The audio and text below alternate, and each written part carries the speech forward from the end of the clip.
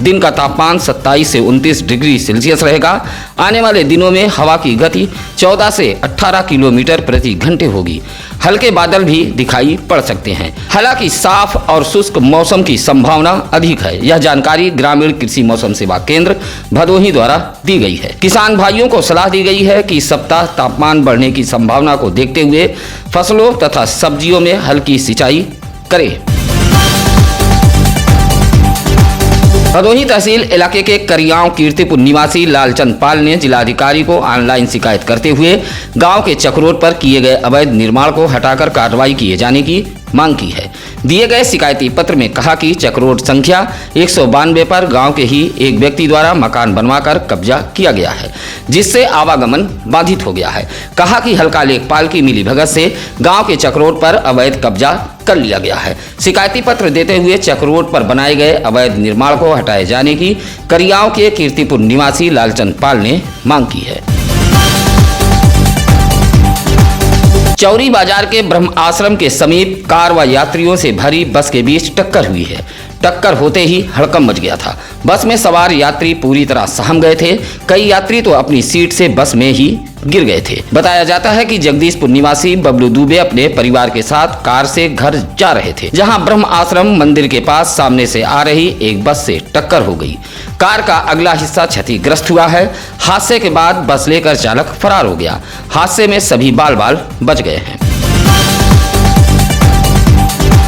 बुधवार को भदोही औराई मार्ग के बभनौटी बाजार के समीप कई घंटों तक भीषण जाम लगा रहा। बताया जाता है कि एक पिकअप प्लास्टिक की पाइप लादकर भदोही से औराई की तरफ जा रही थी। रस्सी टूटने से पाइप सड़क पर बिखर गई, जिससे काफी देर तक आवागमन बाधित रहा। जहां पिकअप पर लदी पाइप को हटाने के बाद आवागमन चालू कराया जा सका। जौनपुर सुरेरी निवासी सोनू नामक एक युवक ज्ञानपुर कोतवाली इलाके के देवनाथपुर इलाके के एक गांव से एक 17 वर्षीय युवती को लेकर फरार हो गया था। युवक व युवती दोनों आपस में रिश्तेदार बताए गए हैं। युवती के परिजनों की शिकायत पर ज्ञानपुर कोतवाली पुलिस ने युवक व युवती को बरामद कर लिया है। पुलिस आगे की कार्रवाई में जुटी हुई है। पुलिस जब युवक युवती को पकड़कर थाने ले आई तो देर रात तक दोनों परिवार के बीच वाद विवाद होता रहा।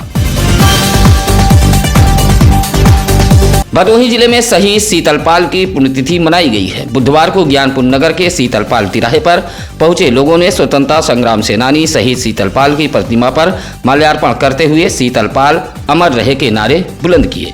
साथ ही महाराजा चेत सिंह जिला चिकित्सालय पर पहुंचकर लोगों ने मरीजों के बीच फल का वितरण किया है। जहां वक्ताओं ने कहा कि 1857 के क्रांतिकारी शहीद शीतलपाल ने अंग्रेजों से लड़ते हुए शहीद हो गए थे। पुण्यतिथि पर आयोजित कार्यक्रम में राजेंद्र बघेल, डॉक्टर राजन कुमार पाल, अशोक सुशील पाल आदि मौजूद रहे।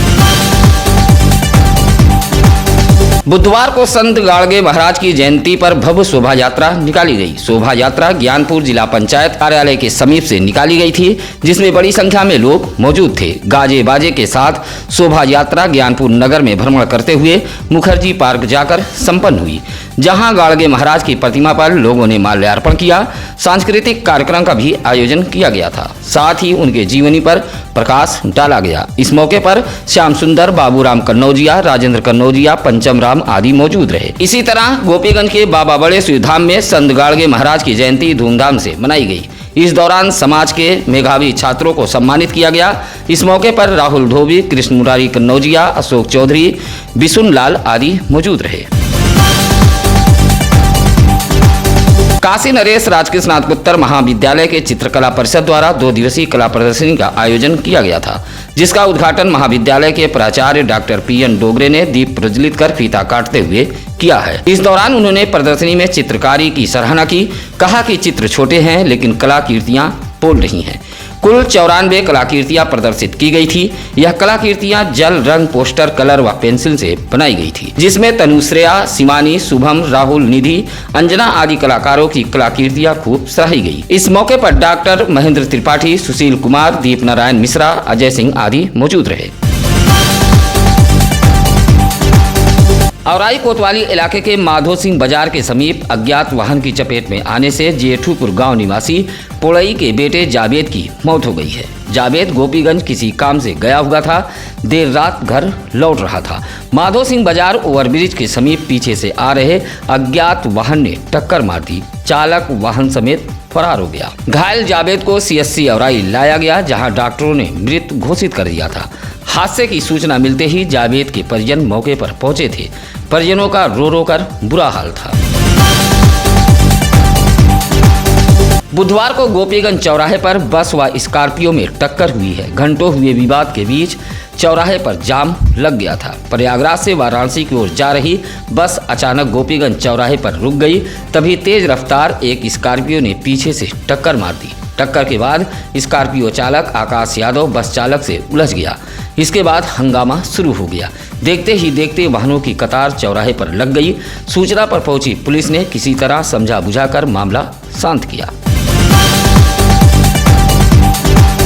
भदोही जनपद में गुरुवार को संक्रमण के 3 नए मरीज मिले हैं। वहीं 7 संक्रमितों को ठीक होने पर डिस्चार्ज कर दिया गया है। जनपद में फिलहाल एक्टिव मरीजों की संख्या घटकर 23 रह गई है। स्वास्थ्य विभाग द्वारा गुरुवार को रिपोर्ट जारी कर बताया कि लगभग 1200 लोगों का नमूना लेकर जांच के लिए भेजा गया है। अभी भी होम आइसोलेशन में रहकर 16 मरीज अपना इलाज कर रहे हैं। गुरुवार को भदोही के लालपुर का 23 वर्षीय युवक, भानुपुर की 21 वर्षीय युवती व सूर्यामा के 60 वर्षीय वृद्ध में वायरस के लक्षण पाए गए हैं। स्वास्थ्य विभाग ने इन्हें खुद को आइसोलेट करने की सलाह दी है। आपके इलाके में है कोई समस्या, ठप पड़ा है विकास कार्य या समस्याओं पर जिम्मेदार साधे है मौन, तो ऐसे में अपने इलाके की समस्याओं को हमें बताएं। इसके लिए लगातार हम चैनल पर नंबर फ्लैश कर रहे हैं। आप कभी भी इन नंबरों पर फोन कर सकते हैं। फिलहाल आइए अब जान लेते हैं आज क्या है ज्ञानी पंडित जी में। आज 24 फरवरी 1882 के दिन संक्रामक बीमारी टीबी की पहचान हुई थी। इसी के साथ अब नसीर कुरैशी को दीजिए इजाजत। नमस्कार, आदाब। ताज़ा खबरों के लिए सत्यम न्यूज़ को सब्सक्राइब करें